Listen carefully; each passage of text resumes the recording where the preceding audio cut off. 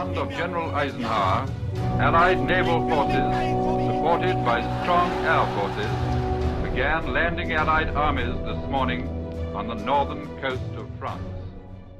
It turns out that Hitler's plans require, it's not optional, it requires the resources not only of the Rhineland, but also Czechoslovakia and Poland and Romania, which is going to have the oil for them. Germany doesn't much like the Versailles settlement of World War I. It's a divided country in that a Polish corridor separates East Prussia, and the Germans start trying to solve this problem. Initially, they're taking Austria, the Sudeten German parts of Czechoslovakia in 1938, then they take all of Czechoslovakia in 1939, and they've already dealt with the Rhineland, which is supposed to be demilitarized per the terms of the Versailles Treaty. Well, they ignored that, remilitarized in 1936, and this is important because there are a lot of industrial resources and factories and things there. So when you get to 1939, when Russia and Germany are dividing up Poland between them, this is the part of the history that Russians don't like to talk about, but it's exactly what they were doing.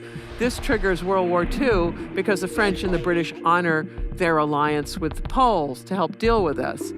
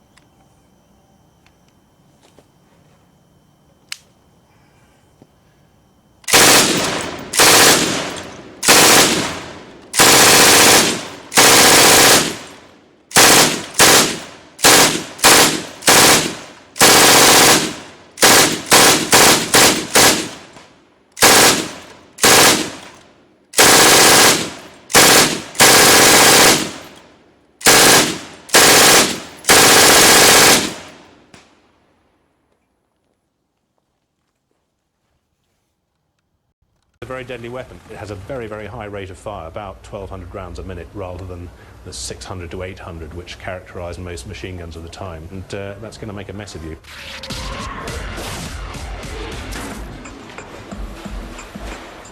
Nearly 500,000 MG-42s would be mass-produced.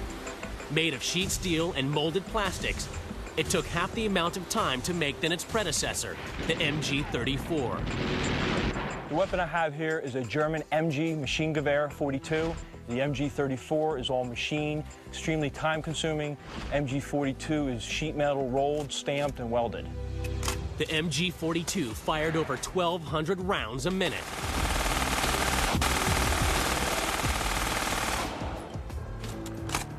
When this weapon unleashed its lead, the results were devastating. This is a man target at 400 meters, and that person is down. Having that firepower is incredibly comforting. The only person that would not be comforted by having the MG-42 was the opposition. In Normandy, during the summer of 1944, MG-42s would unleash a tsunami of death against the advancing British troops. Their weapons were still fed by magazines and would come up dangerously short against the MG-42, which produced the highest rate of fire of any single-barreled light machine gun ever. The noise of this new killing machine would send shockwaves of fear amongst those who were unlucky enough to face it. When it goes off, it sounds like a big piece of canvas being ripped. It has a psychological effect.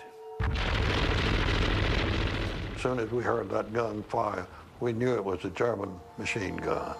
And you respected it because they could really pump out the lead with it.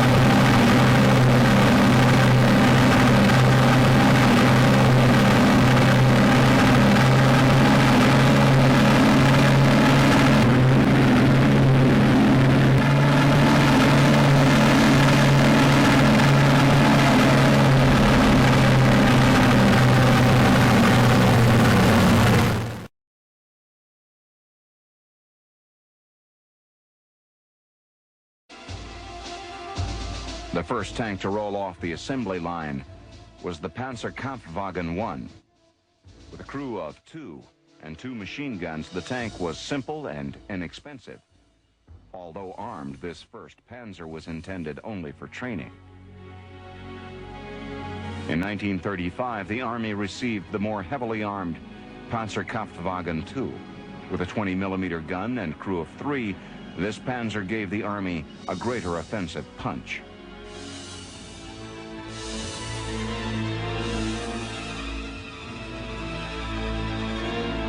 On April 20th, 1938, for Hitler's 50th birthday, the Panzer divisions proudly displayed their new weapons of war.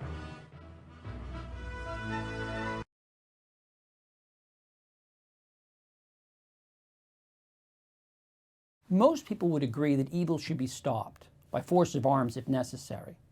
But how do you know when a resort to war is justified? I'm Jim Lindsay, and this is Lessons Learned. Our topic today is Adolf Hitler's announcement on March 16, 1935, that he was rearming Germany. Hitler was named Chancellor of Germany on January 30th, 1933. Within a week, he told German military leaders that his ultimate foreign policy goal was to conquer lands to Germany's east and to seek their ruthless Germanization. One thing, however, stood in Hitler's way: Germany's military weakness. The victors of the First World War had written the Treaty of Versailles to keep Germany from threatening the rest of Europe ever again. Among other things, Germany could have no more than 100,000 troops. The size of its navy was limited, and the treaty barred Germany from having an air force. None of that mattered to Hitler. Soon after consolidating his power at home, he moved to rebuild the German military. He ordered the creation of the Luftwaffe, the German Air Force. He also launched plans to create an army 3 times larger than what the Versailles Treaty allowed. Initially, however, Hitler kept these decisions secret. In public, he proclaimed Germany's peaceful intentions and its commitment to honor its international obligations. All that changed on March 16, 1935. Hitler announced that Germany was reintroducing a military draft with the goal of creating an army of more than 500,000 soldiers. He also confirmed what had long been rumored, that the Luftwaffe had 800 planes. Hitler made his announcement based on a simple calculation, that the other European powers would grumble, but they wouldn't go to war to preserve the terms of the Treaty of Versailles. He was right. Britain, France, Italy, and the League of Nations all condemned Germany's rearmament, but they did nothing to make Hitler pay a price. This tepid reaction only emboldened Hitler. A year later, he violated another provision of the Treaty of Versailles and remilitarized the Rhineland. In September 1938, he demanded and got the Sudetenland from Czechoslovakia. It was only on September 1, 1939, when Germany invaded Poland, that the rest of Europe confronted rather than appeased Hitler. What's the lesson of Hitler's decision to rearm Germany? Just this: aggressive expansionist states are most easily stopped early on when they are weak and vulnerable. But precisely because their capabilities are limited at that point and their intentions can only be guessed at, it is often hard to persuade other countries to act. Governments calculate that it is wiser to accommodate than to confront. The lesson of Germany's rearmament lies at the heart of debates today about what to do about Iran's nuclear program and the emergence of China. Proponents of a military strike against Iran worry that it seeks to remake the Middle East. In contrast, skeptics doubt Iran's ability or interest in being a revisionist power, even if it becomes a nuclear one. In the case of China, proponents of taking a hard line with Beijing worry that accommodation only emboldens Chinese officials to act more aggressively. In contrast, proponents of diplomacy counter that accommodating China's interests is the only way to persuade Beijing to accept rather than to challenge the existing world order. Figuring out what to do about Iran or China would be easy if we knew how to measure intent. That is, if we knew what Iranian or Chinese leaders were really seeking to do. But intent is only something we can guess at.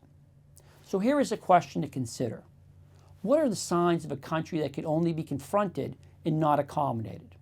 I encourage you to weigh in with your answer on my blog, The Water's Edge. You can find it at cfr.org. I'm Jim Lindsay. Thank you for watching this installment of Lessons Learned.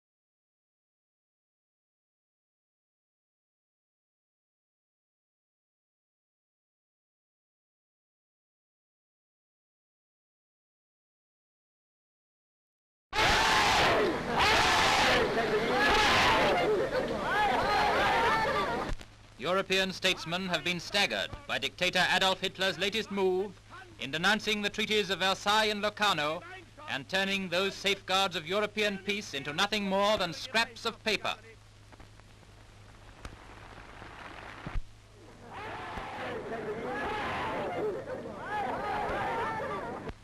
At Versailles it was laid down, and at Locarno it was confirmed that Germany was forbidden to take any armed forces into the Rhineland zone. And for 18 years the fortresses of Frankfurt, Koblenz, and the other garrison cities on the Rhine have been empty.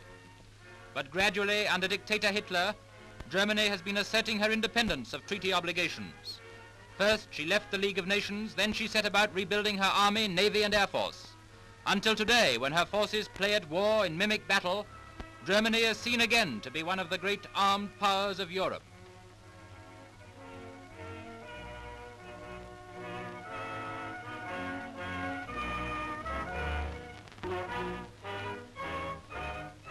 She has military equipment of the most advanced design, and an air force that even our own Prime Minister, Mr. Baldwin, admits is equal, if not superior, to our own.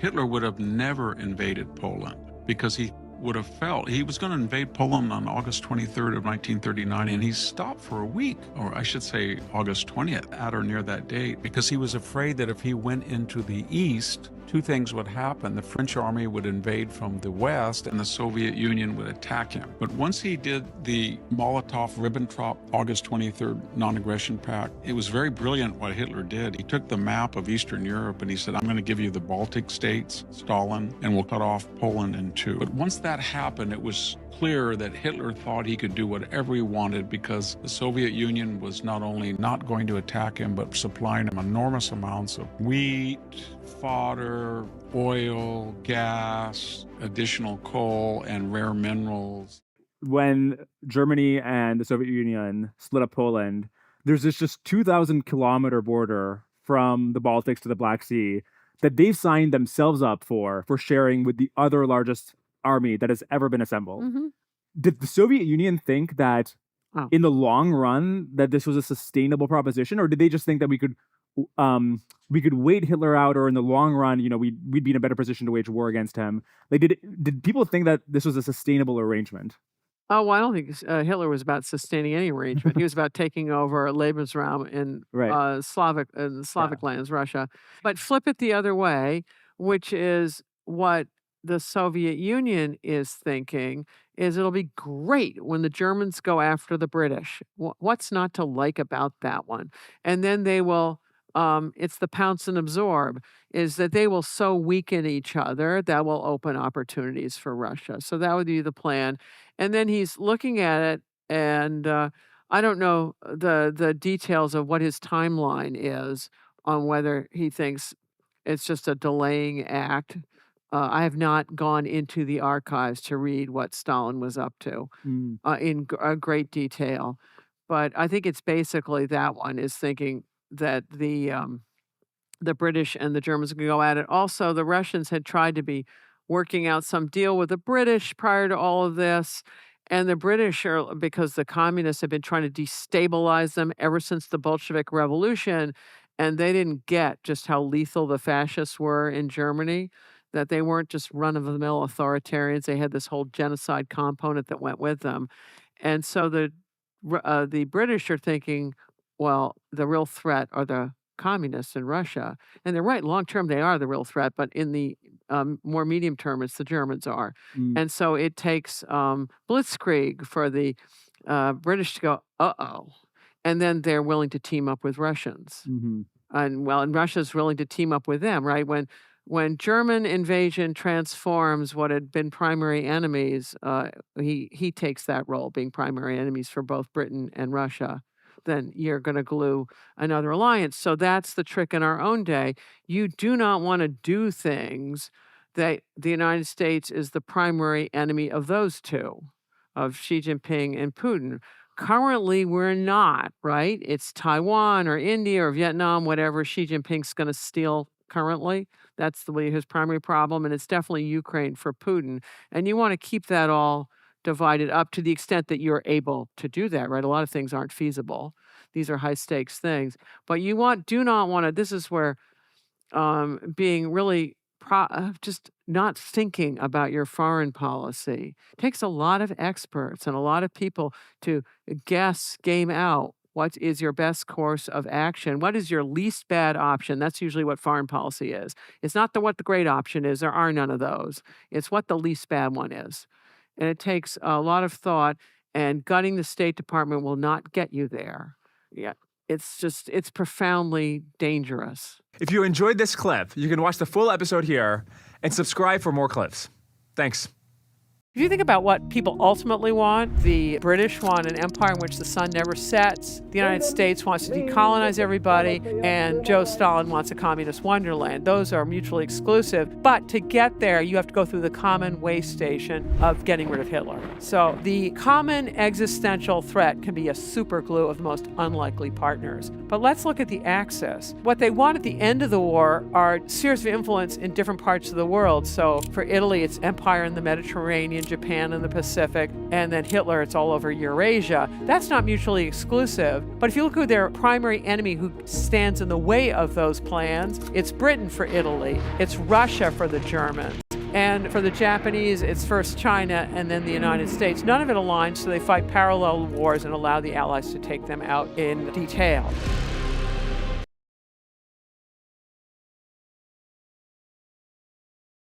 Hitler at one point said, well, why didn't you tell me that they had T-34 tanks? If I had known they had T-34 tanks, I would have never gone into Russia. Well, Guderian had told him that for 2 years. And even Hitler was saying he had not listened to people then he wished that he had.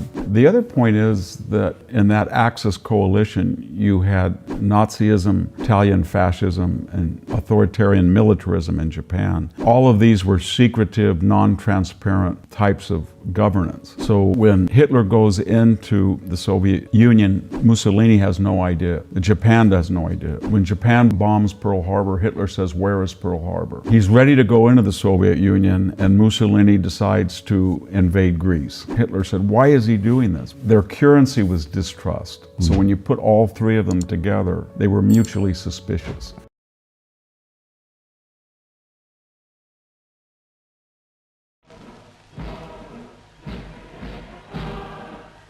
Since the Treaty of Versailles was signed in 1919, there have been only a few really momentous days in the history of Europe. Mussolini marching on Rome, Stalin launching his first 5-year plan, Hitler breaking the bonds of Versailles one by one. Today comes another such mighty moment, as Hitler's bond bursting finally carries Nazi expansion across the borders of Germany into the land of his birth. As officials pull down the frontier barriers, the political significance of these pictures is still too fresh in the minds of the world to need discussion. So without comment, we present the story of Germany's march into Austria, across the bridge over the river Salza into Salzburg.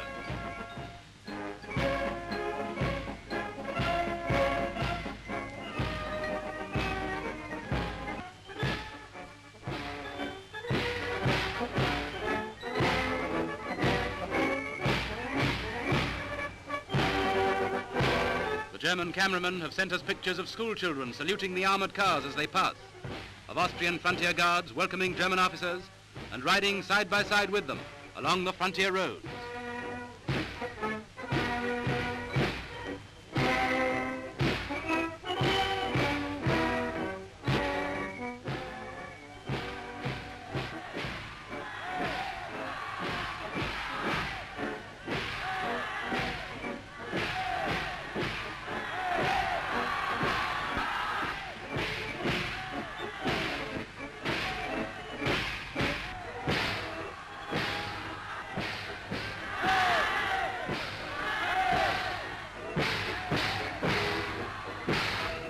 a dozen roads, the Iron Cross and the Eagle wave in the breeze.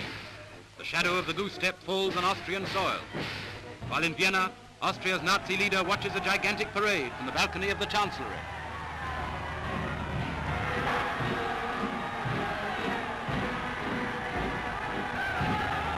And in Graz, Hitler himself drives into the city.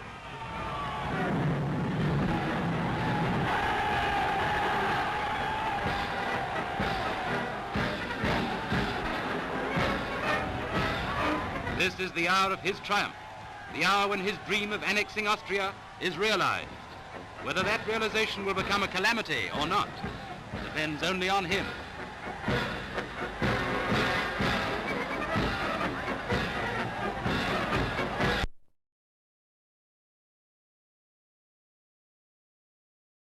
If a man from Mars looked at the comparable military strength in Europe at that time, they would have said Hitler would be insane, as he was told by General Halder. You're insane to even think of it. General Beck resigned over. You cannot do this.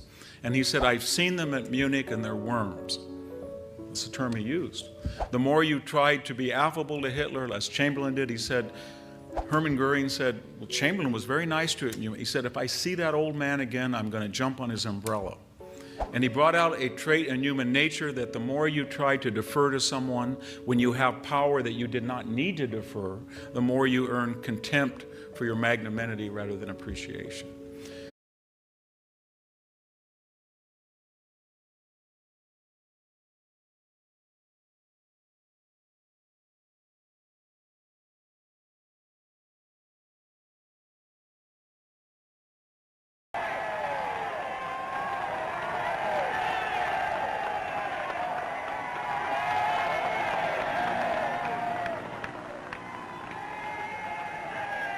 I want to say that the settlement of the Czechoslovakian problem, which has now been achieved, is, in my view, only the prelude to a larger settlement in which all Europe may find peace.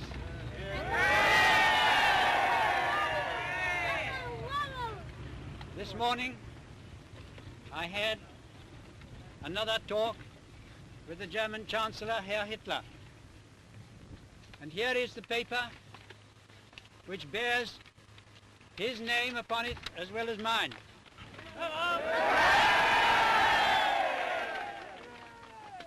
Some of you perhaps have already heard what it contains, but I would just like to read it to you.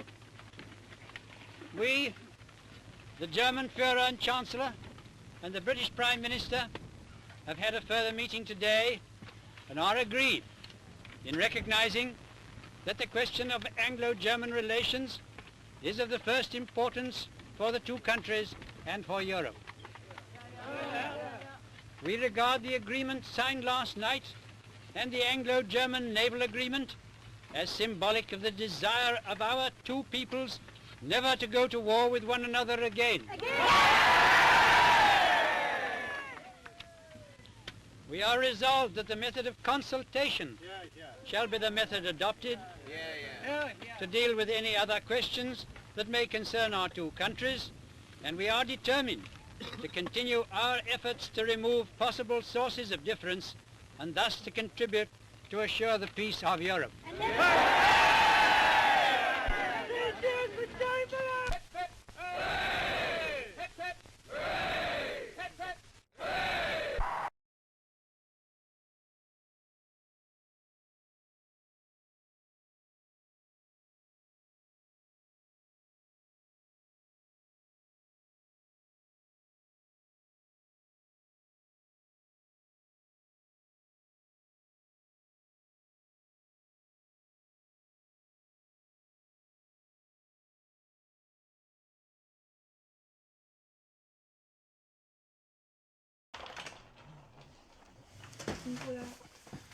Dobrý den. Pane poručíku. Promiňte, pane Pechar. Jste trapný. Tohle opakujou pořád dokola. Německá vojska, a to jak pěchota, tak i letectvo, zahájí dnem 15. března o 6. hodině raní obsazení republiky. Tomuto postupu nesmí být nikde kladen odpor. Jinak bude proti nám zakročeno se vší brutalitou. Všichni velitelé očekávají příchod německého vojska u svých jednotek a podrobí se všem pokynům. Jednotky budou odzbrojeny. Žádné letadlo, ani vojenské, ani civilní, nesmí opustit letiště.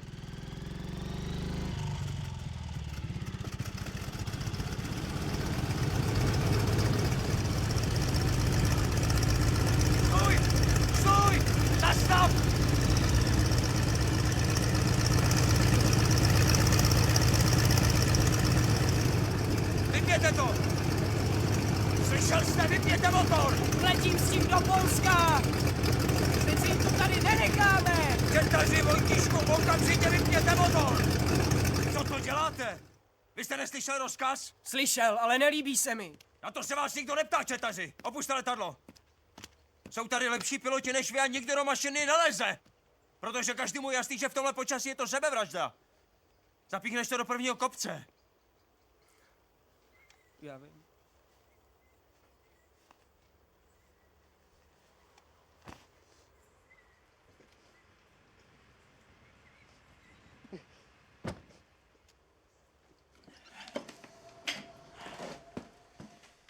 Všechno se spiklo proti nám, chlapci.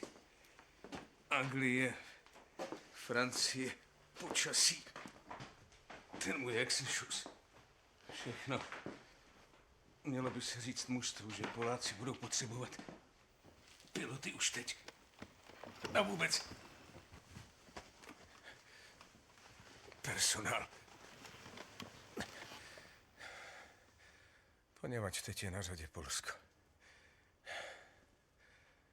Neformulovat to jako rozkaz. Je to samo sebou dobrovolné. A týká se to hlavně vás. Svobodných. Jsou tady.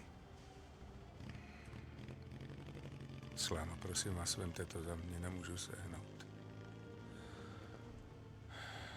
Berte to jako rozkaz. Rozkaz, pane Mára.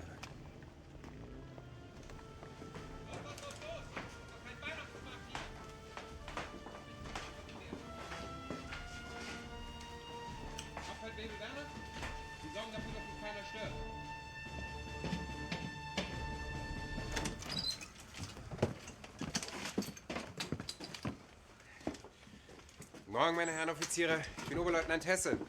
Ich bin beauftragt, das Kommando über den Flugplatz zu übernehmen. Unser kommandierender Offizierkommandant Skokan ist physisch indisponiert. Und ich vertrete ihn. Leutnant Slama. Diese gesamte Armee erweckt den Eindruck, physisch indisponiert zu sein, Leutnant. Sehr gute Karte. Also gestern waren wir hier. Wir haben Ihre Grenzverteidigungsposten inspiziert. Hervorragend ausgebaut. Kompliment. Aber ohne einen einzigen Schuss aufgegeben. Also ich als Soldat kann das nicht verstehen. Mein Herr, führen Sie bitte Ihre Befehle aus. Und respektieren Sie die Ehre von Soldaten, die gezwungen waren, ihren Befehle Folge zu leisten. Schon gut. Entspannen Sie sich. Ich habe nur einen kleinen Scherz gemacht. Und jetzt würde ich gerne die Flugzeuge sehen. Meine Herren?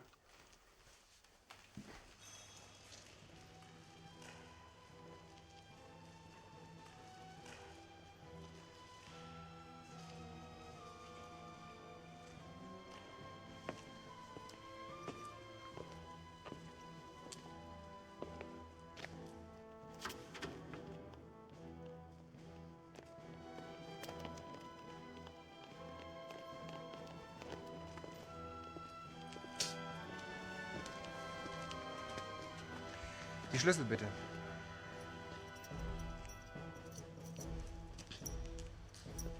Chlapci, pojďte ven, prosím.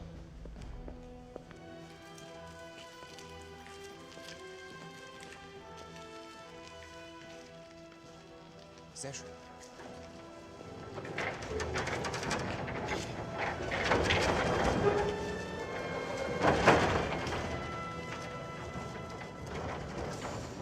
kann mir vorstellen, wie Sie sich fühlen. Ein deutscher Offizier an Ihrer Stelle würde einen ruhigen Ort aufsuchen und sich eine Kugel in den Kopf jagen. Ich nehme an, in Ihrer Armee ist das anders. Nicht wahr?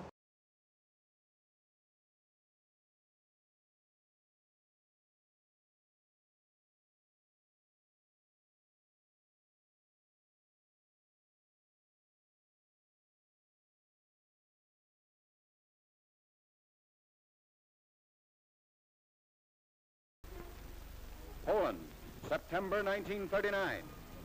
The German foe begins its ruthless march of conquest and sets the stage for World War II.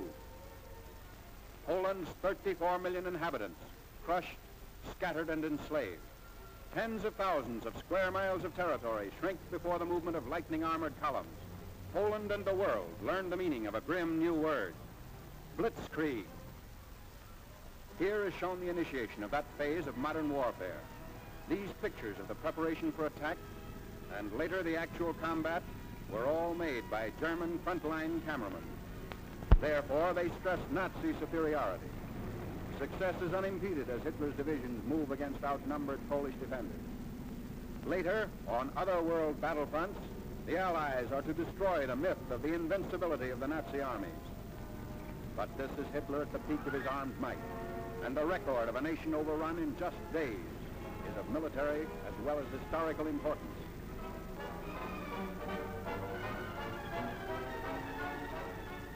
The spark is set off in the free city of Danzig. Nazi secret agents had long plotted the revolt against law and order. Germany called it liberation. The world knew that Danzig represented the ignition of the European powder keg, the excuse for Hitler's hordes to begin their destructive campaign of conquest. Here is the historic last stand of Danzig's loyal defenders. They're entrenched in the city's post office and under repeated fire of Nazi-trained militiamen.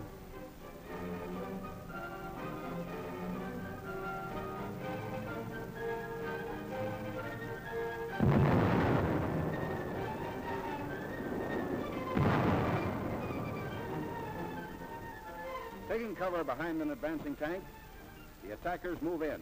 Gasoline is sprayed on the building, and its doom is sealed.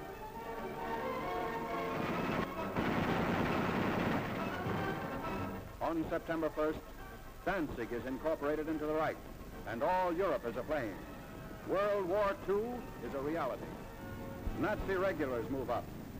The Germans brazenly call it counterattack with pursuit.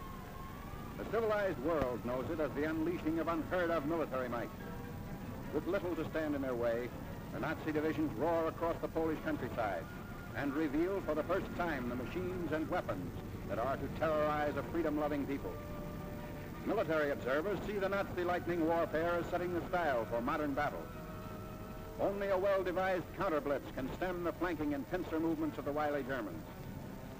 The motorcycles bring up machine gunners for the opening of the attack.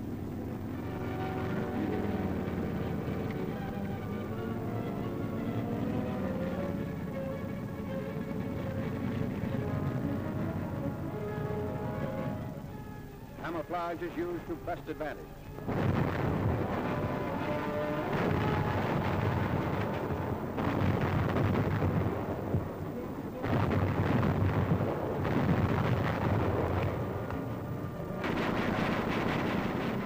Tanks speed the advance as a Polish town is about to fall.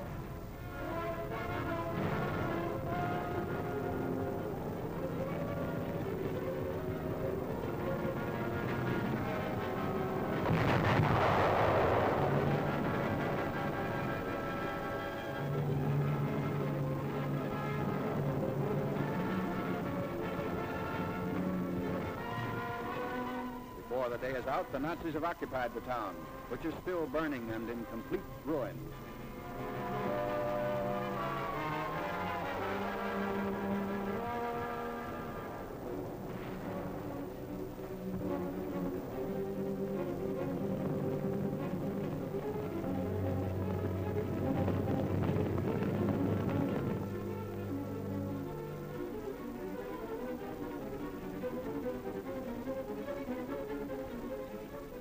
perfect equipment testifies to the Polish rout.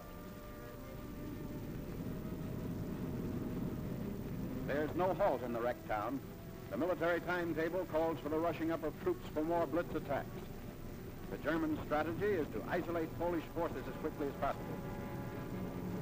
So the Nazi columns move according to prearranged schedule. 30 to 37 miles per day is the German claim.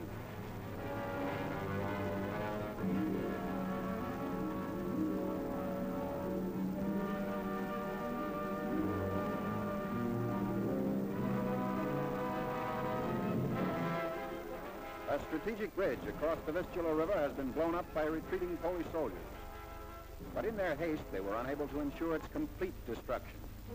The enemy will be delayed, but temporary repair is not impossible for skilled mechanics to accomplish in fast time.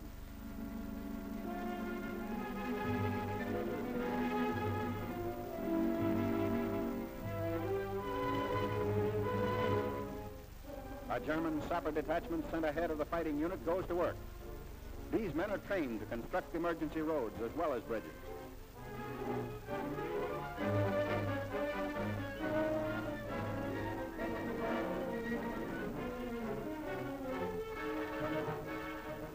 The hastily constructed span is quickly put to use by the advancing Nazis.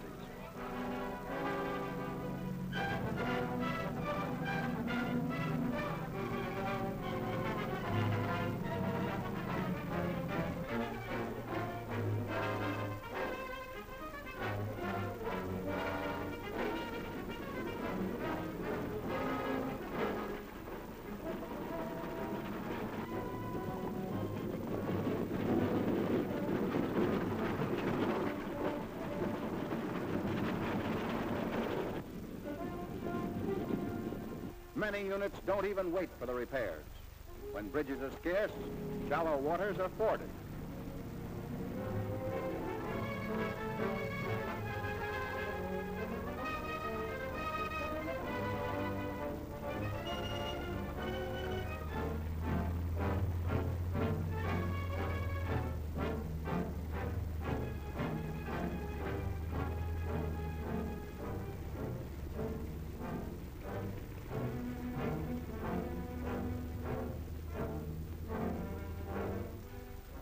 Blitz-minded German generals even defy fatigue. Long lines of tired troops are kept moving against the Poles. The operation is based on the principle that contact once made should never be lost. Naps are snatched on the move.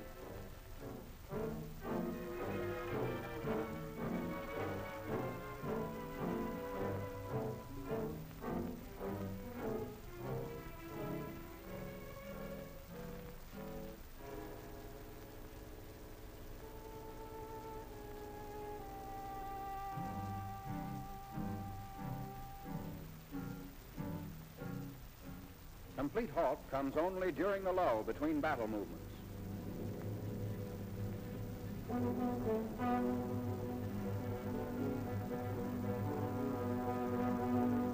At all times, weapons are kept clean and ready for instant use. This enemy of ours has mastered every technique necessary to the maintenance of efficient fighting contingents.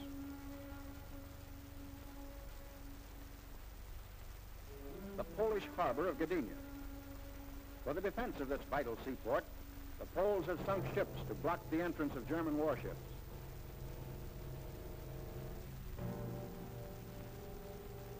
The Nazis direct their fire across the harbor.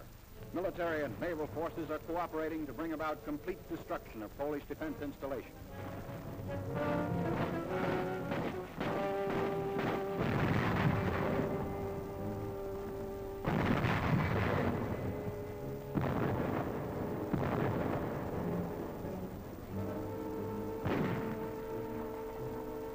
After a thorough bombardment, the outnumbered garrison of Gdynia surrenders.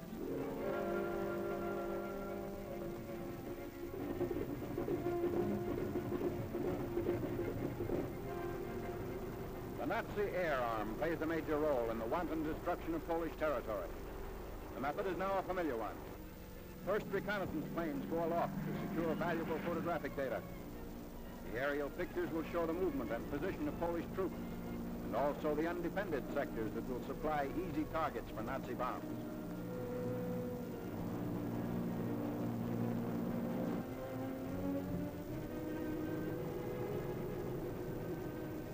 Immediately on landing, the valuable pictures are rushed to the field developing unit. Germans have stated that information thus revealed has formed the base for much of their decisive military operations in Poland. This photograph reveals a truck convoy, closely bunched at a crossroads. If proper distance and interval had been kept between vehicles, they would not be the target shown here.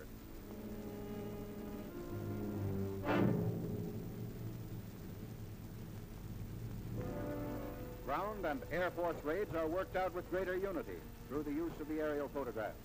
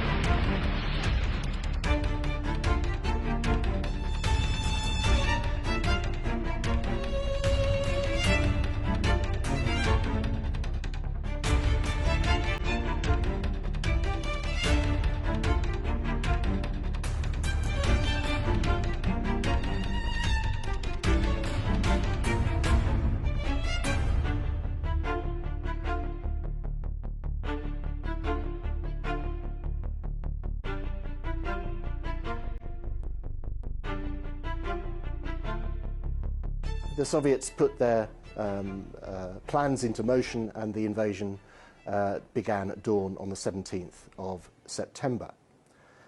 It's important to note that this was very much a military operation. It was an invasion. The Soviets used over 500,000 men. They used 5,000 tanks, 5,000 armoured vehicles in addition, and over 2,000 aircraft. The intention was to smash Polish forces. The invasion was dressed up as a military intervention, rather similar to what we see today with the Russian invasion of Ukraine.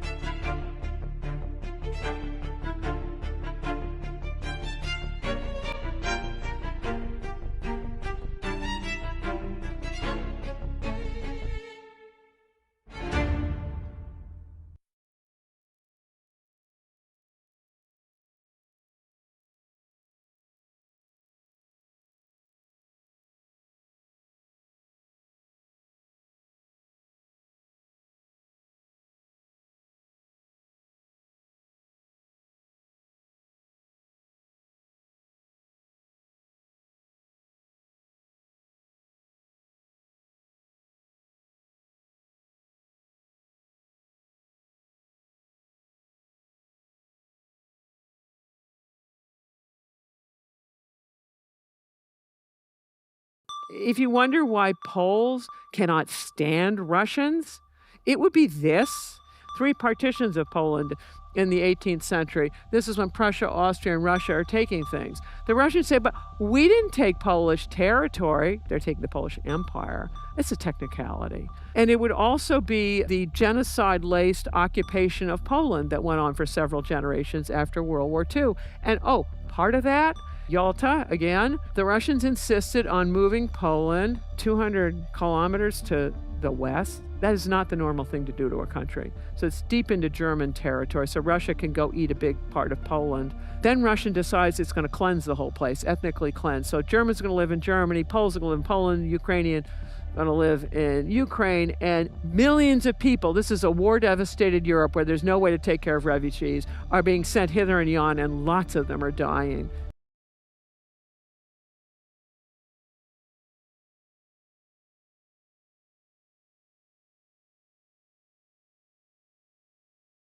I am speaking to you from the Cabinet Room at 10 Downing Street.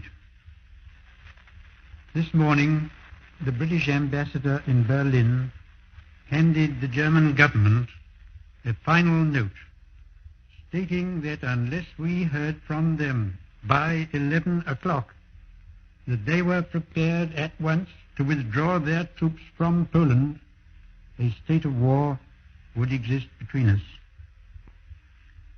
I have to tell you now that no such undertaking has been received, and that consequently this country is at war with Germany. You can imagine what a bitter blow it is to me that all my long struggle to win peace has failed. Yet I cannot believe that there is anything more or anything different that I could have done and that would have been more successful. Up to the very last, it would have been quite possible to have arranged a peaceful and honorable settlement between Germany and Poland. But Hitler would not have it. He had evidently made up his mind to attack Poland whatever happened. And although he now says he put forward reasonable proposals which were rejected by the Poles, that is not a true statement. The proposals were never shown to the Poles, nor to us. And though they were announced in the German broadcast on Thursday night, Hitler did not wait to hear comments on them, but ordered his troops to cross the Polish frontier the next morning. His action shows convincingly that there is no chance of expecting that this man will ever give up his practice of using force to gain his will. He can only be stopped by force. And we and France are today, in fulfillment of our obligations, going to the aid of Poland, who is so bravely resisting this wicked and unprovoked attack upon her people. We have a clear conscience. We have done all that any country could do to establish peace. But a situation in which no word given by Germany's ruler could be trusted, and no people or country could feel itself safe, has become intolerable. And now that we have resolved to finish it, I know that you will all play your part with calmness and courage. Hitler thought they were going to win. Mussolini thought it was going to be a new Rome. Japan thought it was going to be the greater Asian co-prosperity sphere. We thought we were going to, of course we always think we're going to win, and we were going to replace Britain as the world's policeman. But one thing we forget is, of all the 6 major belligerents, Britain was the only one that went to war on the principle of territorial integrity of someone else. Every other of the 5 either invaded another country to start the war, or they were invaded, us included, or attacked. The other thing is they were the only country to fight September 2nd and 3rd, 1939, September 2nd, 1945, the entire 6 years. And they were the only country who went into the war knowing that whether they won or lost, they were going to be diminished.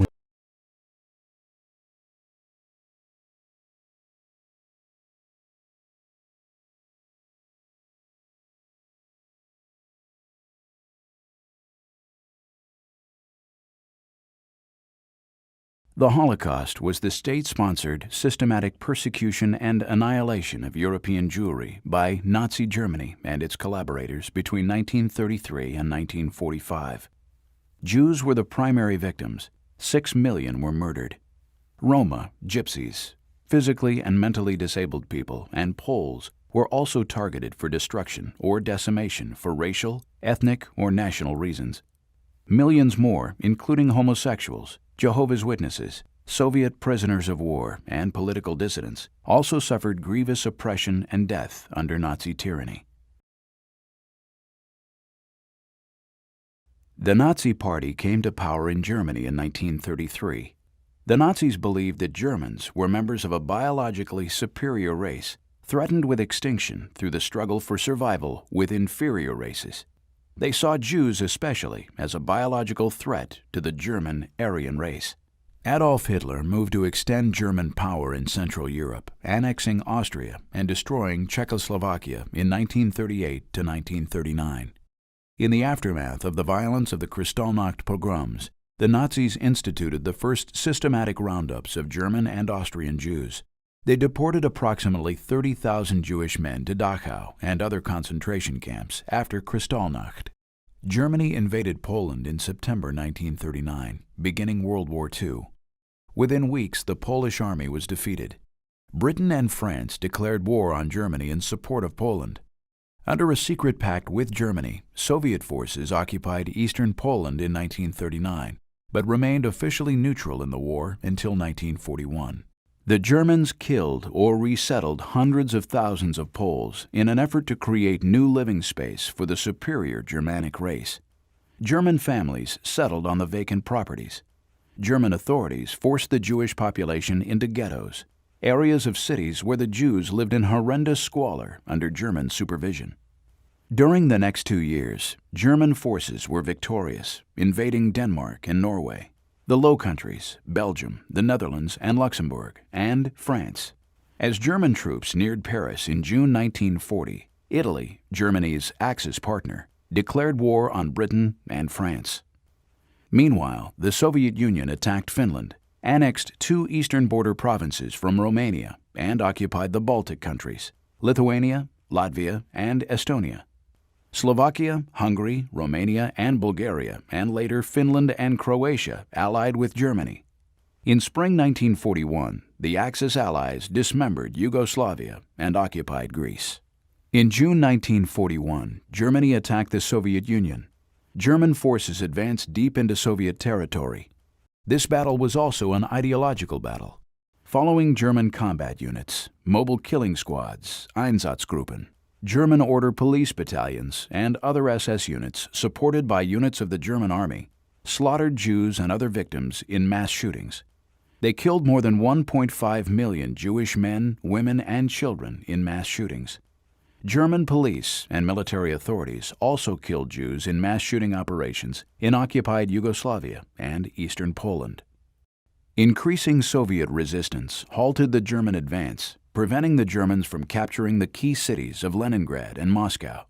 A second German offensive in the summer of 1942 brought German forces deeper into Soviet territory, to the southeast, to the Volga River, and into the North Caucasus region. As the German advance stalled in the east, Germany moved to consolidate its dominance in Europe. They also extended in 1942 the systematic killing of Jews to other territories they controlled or occupied. German SS and police officials established killing centers in German-occupied Poland, where the Jewish population was both relatively numerous and densely settled. They deported Jews there, primarily by rail, from all over German-occupied Europe. Carbon monoxide gas, or Zyklon B gas, hydrogen cyanide, were the primary methods of murder. In late 1942 and early 1943, Soviet forces counterattacked and began liberating territory from German domination. In the West, Allied forces invaded Sicily and the Italian mainland that summer. In June 1944, Allied forces landed in northern France, beginning the liberation of Western Europe. Meanwhile, from the east, Soviet forces reached Germany's eastern borders. As the Allies forced German troops to retreat, Allied troops began to encounter tens of thousands of concentration camp prisoners. In an effort to prevent large numbers of prisoners from falling into the hands of the Allies, the Germans forced the evacuation of many camps, compelling thousands of prisoners to march into the interior of Germany.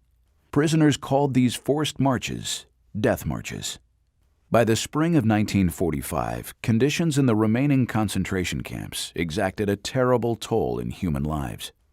Overcrowded, filthy, with few supplies, these camps became sites of mass death. Around half of the concentration camp population in January 1945 died before the war's end. World War II ended in Europe with the unconditional surrender of German armed forces in May 1945. In addition to millions of other victims, Nazi Germany and its collaborators murdered close to 2 out of every 3 Jews in Europe. Hundreds of Jewish communities in Europe, some centuries old, disappeared forever in the massive crime we now call the Holocaust.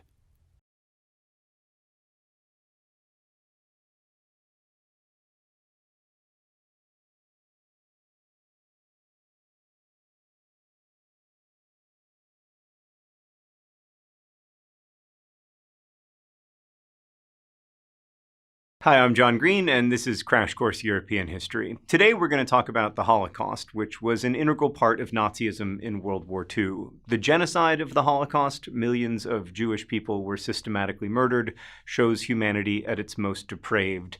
And we've thought a lot about how much footage to show from the camps where so many millions were condemned to death. And we've decided not to have a thought bubble in today's episode, but we will be showing some archival footage, not least because anti-Semitic disinformation campaigns throughout the last 70 years have sought to minimize or outright deny that the Holocaust happened. Maybe there's no countering such conspiracy theories. The evidence of the Holocaust is vast, including hundreds of thousands of witness accounts, testimony from war crimes trials, and extensive documentation by the Nazis themselves of their attempts to systematically eliminate Jewish people from the world, and also others deemed inferior, including disabled people, Roma people, many Slavs, communists, and LGBT people. But we think it is important to try to tell the truth, both in what we say and in what we show. Some maintain that the Holocaust is incomprehensible, an outsized phenomenon beyond ordinary concepts of good and evil. And in some ways that's true, but it ignores the centuries of anti-Semitism that laid the groundwork for the dehumanization of Jewish people that intensified in the 20th century. It is critical that we remember the horrors of the Holocaust. History is, in the broadest sense, collective memory. And as Holocaust survivor Elie Wiesel has written, without memory, there would be no civilization, no society, no future. And so let us try to remember.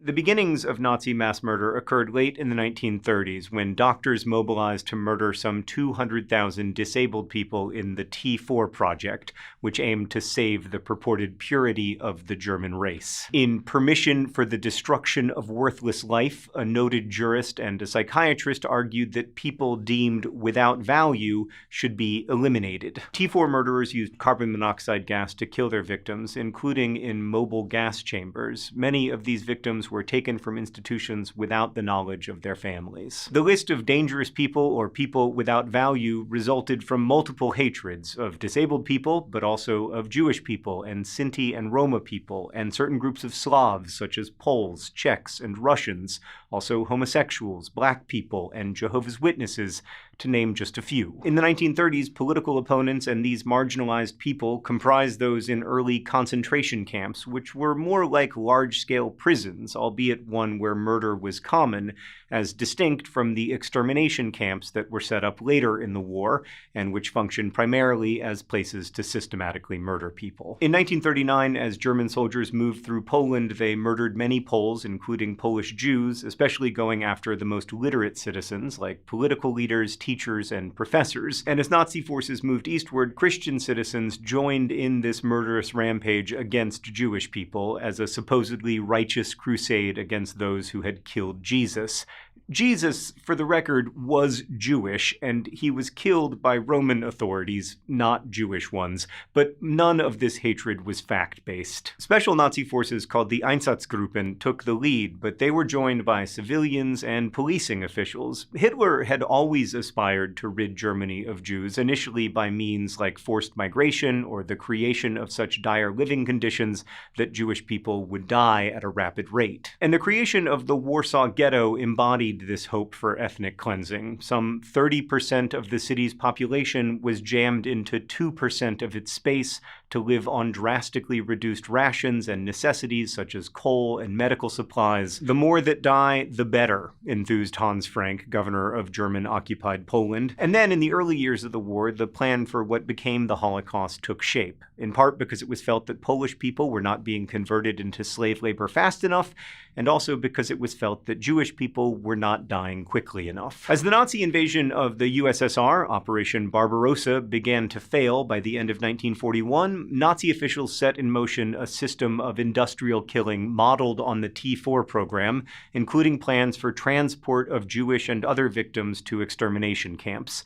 They then communicated these plans to those responsible for carrying them out at the Wannsee Conference outside Berlin in January 1942. Jewish leaders were tasked with selecting members of their conquered communities, supposedly to be resettled in the East, but these were not resettlements. Instead, they entailed being transported to the new extermination camps and gassed on arrival, as was the case for most children and women, or worked to death, as was the case for boys and men and some women. Some camps, such as Auschwitz-Birkenau, were both labor and extermination camps, while others, such as Chelmno, were solely to murder captives. And it should also be noted that mass killings continued around captured cities and towns, not just in extermination camps. Nazi soldiers who objected, and there were some, were simply given other assignments.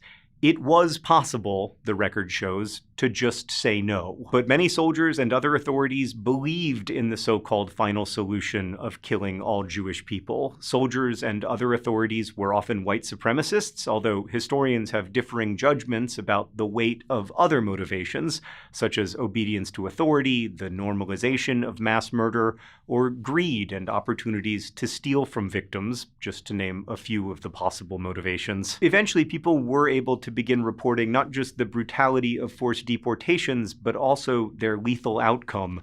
This was called the Jewish mouth radio. But resistance was incredibly difficult for people who were weakened by starvation and lack of medical care and a range of other physical and mental abuses. Still, in 1943, Jews in the Warsaw Ghetto used guns provided by the Polish resistance to rise up against their Nazi occupiers. The Germans slaughtered most of the ghetto inhabitants, with a few escapees joining other resistance groups in Poland. In the camps themselves, resistance was even less plausible for people living on 200 calories a day and constantly monitored by heavily armed guards. From the beginning, the Nazis, though proudly committed to, in Hitler's words, the destruction of the Jewish race in Europe, did a lot to hide their mass murder. Death camps had ornate entry gates adorned with cheering messages. Those to be murdered were greeted by bands playing merry tunes. So imagine the shock as new inmates were stripped of their illusions of safety in the camps. You see those flames? One newly arrived wife and mother was asked by a seasoned prisoner. That's the crematory over there. Call it by the name we use, the bakery. Perhaps it is your family that is being burned at the moment. Some miraculously survived. Women raised to be guardians of tradition often celebrated Jewish holidays and the birthdays of their fellow inmates and cared for one another when possible.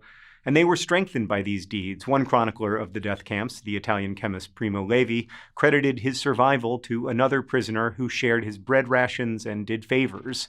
Thanks to these acts, Levi wrote, I managed not to forget that I myself was a man. Serving in a camp where overworked and starved prisoners were to be immediately murdered, Levi described how the Nazi regime drained away the divine spark so that prisoners came to feel like non-men.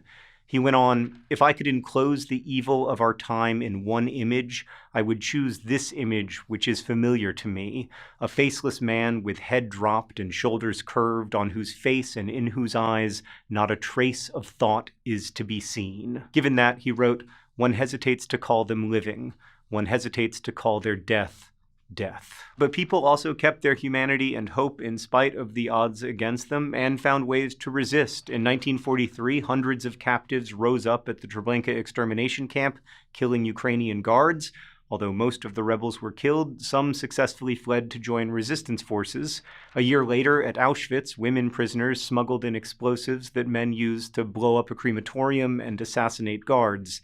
but none of those resistors survived. Overall, deaths from the deliberately planned and executed extermination of Jewish people, the Holocaust, or Shoah as it is known in Hebrew, are estimated at 6 million people, not to mention the abuse and torture of those who survived the liberation of the camps in 1944 and 1945. It's tempting to focus on those stories of survival because we have records and accounts of the experiences of people like Primo Levi and Elie Wiesel, but we have to remember that most people did not have miraculous escape stories. Most people were simply murdered for who they were. Of course, combatants in World War II also unleashed additional mass murder besides the Holocaust itself. In 1943, German forces uncovered victims of the 1940 Soviet execution of some 22,000 Polish military officers and professionals, engineers, professors, and lawyers, for example. Just like Nazi executions of the intelligentsia, the goal was to deprive a conquered people of their leadership. But Soviet executions did not primarily aim to bolster Russian blood or a Russian race, although with the outbreak of war, non-Russians were often driven out of businesses and some professions. But the Holocaust was very different because it was a systematic attempt to eliminate a people from the world via mass murder. It was genocide. Now, as we've mentioned, Jewish people were not the only victims of Nazi mass murder. Millions of non-Jewish Poles were also killed. In the Nazis' so-called racial science, Slavs were not seen as all the same. Slovaks and Croats were seen as superior to Poles and Czechs, for example. And Russians were seen as among the lowest Slavs because they were seen as Judeo-Bolsheviks, a term that combined anti-Semitism with the hatred of Soviet communism. Obviously, although some Bolsheviks were Jewish, many were not, Lenin and Stalin, to name just two of the most notable examples. But German soldiers murdered freely, motivated by the propaganda and speechifying filled with hatred for these twin demonized entities. Ukrainians, Lithuanians, Latvians, Belarusians, and others also joined in the slaughter because they too had been taught to hate Jewish people and had age-old animosities toward Russian might in the region and newer animosities toward Bolshevik ambitions for conquest in Eastern Europe. Often, individuals didn't need encouragement by the Germans for murder, and even murdered in advance of their arrival because they wanted to help the Nazis out and also take the possessions of their murdered neighbors. One notorious case occurred in Jedwabne, Poland, where townspeople rounded up their Jewish neighbors, raped and beat to death many of them, and burned the rest alive in a barn. Then, following the Nazi example, they took their neighbors' possessions for themselves. So, by the end of World War II, had people taken a lesson from all this? I don't know. Racism and jingoistic nationalism remained powerful forces in European life and in human life, as indeed they are today.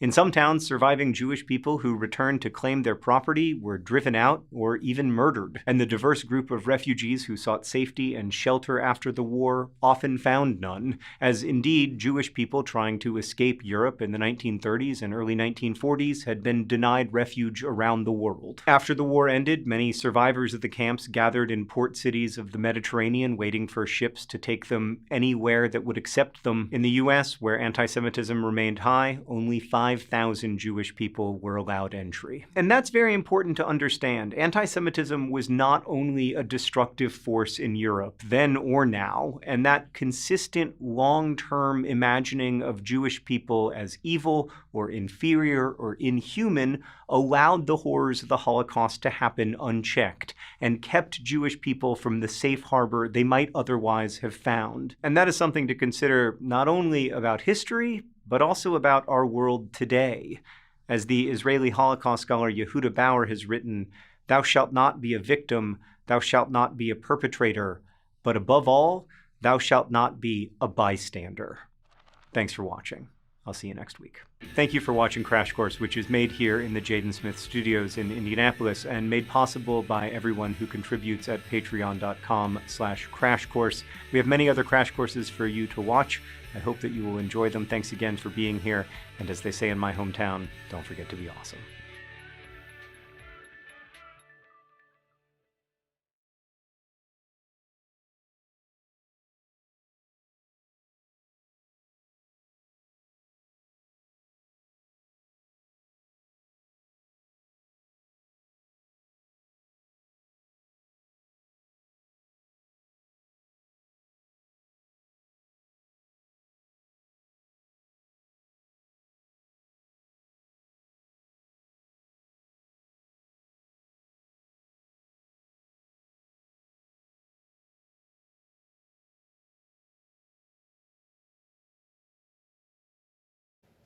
You signed the Concordat with Hitler yourself.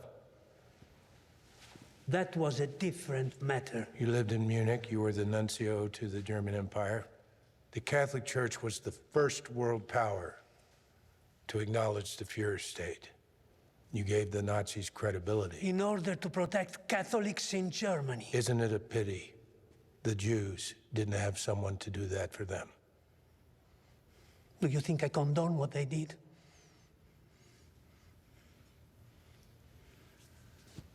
People will remember, sir,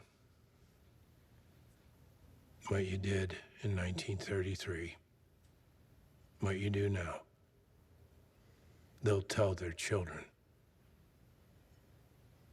Did the Catholic Church stand with the Nazis or against them?